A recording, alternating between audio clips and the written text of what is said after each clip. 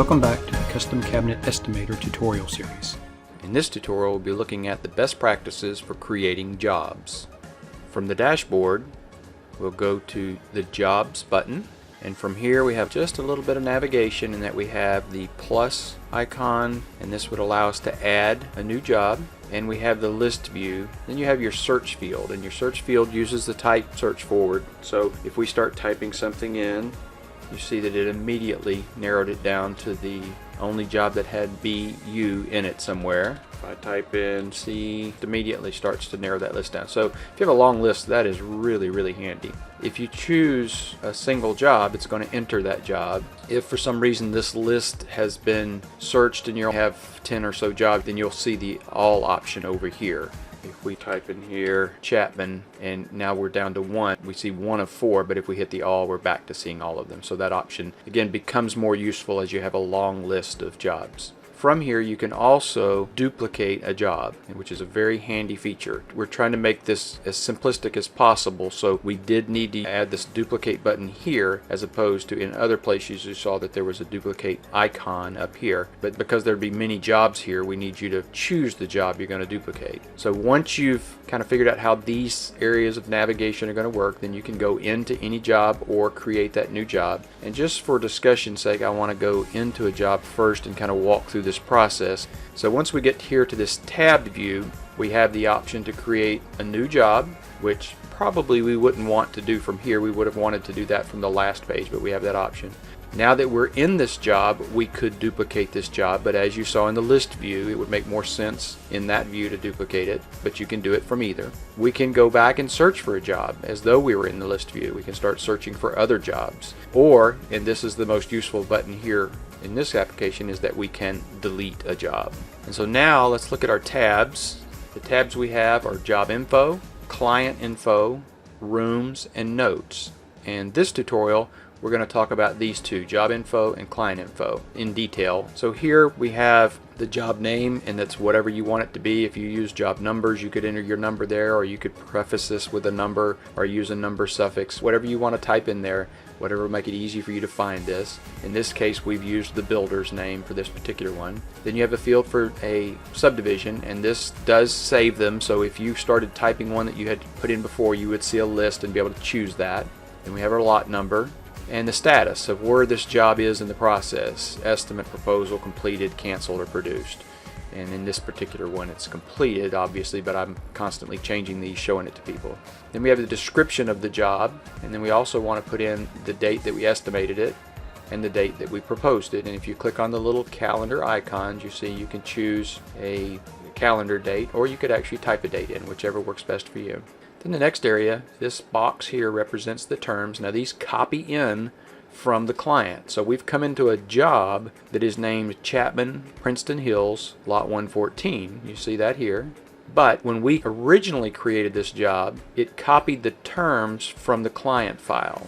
Those terms can be edited at any time you want to. So basically the hierarchy is when you create your defaults, then you create a client, those defaults copy into the client, but then you can edit it at the client level. Then when you create a job, it copies whatever the terms were for that client into the job, but then you could edit it for this job. Maybe this job is different than all the other jobs they do terms wise. Maybe they have a unique client and they want everything paid up front or something like that. The terms details are here, but this is the actual layout of how the wording is created. So you can see those here. You can override them here, again, just for this job at this point. You wouldn't be backing up and overriding them in your defaults. And this particular set of terms is a 50-50, so 2 payment terms. And again, your estimate conditions and proposal conditions were copied in. So they started out as a default, and then when you created the client, that copied in, and you could have made the estimate conditions and proposal conditions unique to the client.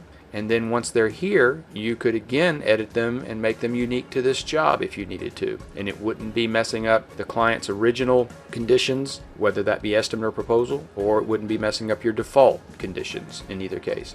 And you see here the proposal conditions are much longer and more legalese than the estimate conditions. Here we're just basically saying we could produce this job if we had all the information we needed for this price, but based on what you've told us, this is what we could produce it for. This is, we will produce this job for this amount of money if you agree to these terms and conditions.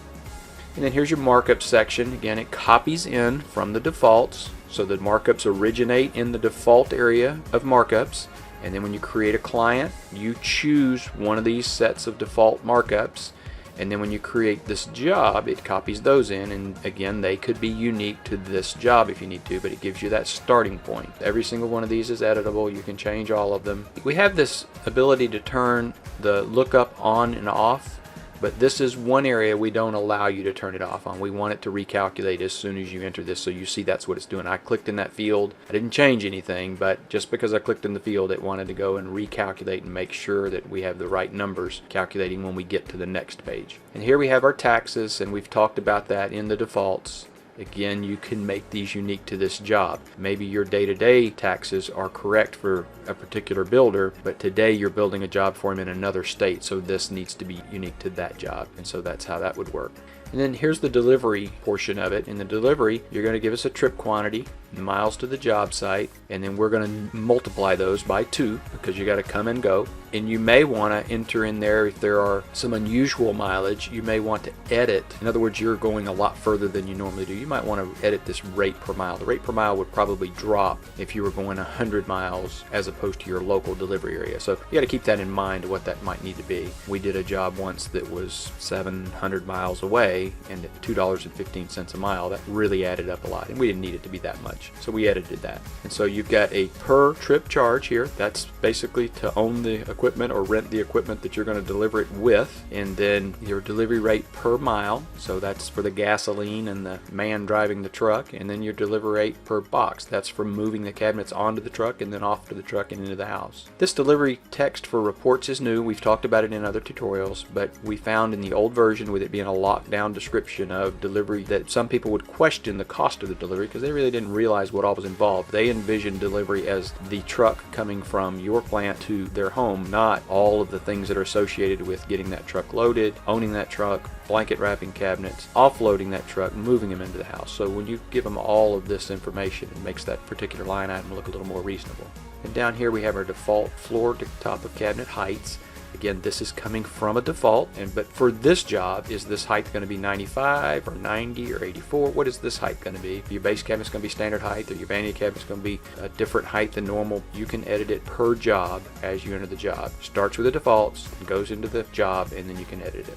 So the next tab here is Client Info. On the Client Info tab, we have the client's billing address and shipping address. We also have down here, you see a relookup field. So the billing address copies in from the client file, and if you edit this, it actually is linked to the client file and would edit the client file. We're assuming that they're moving. If you edit this, you are changing the client's information. This becomes, in the case of this being a builder, maybe this being a homeowner possibly, but typically a job site or the homeowner. This one is not linked to the client file. This second shipping address, you might even leave it blank until you create a job. It may come in blank and then you add something to it.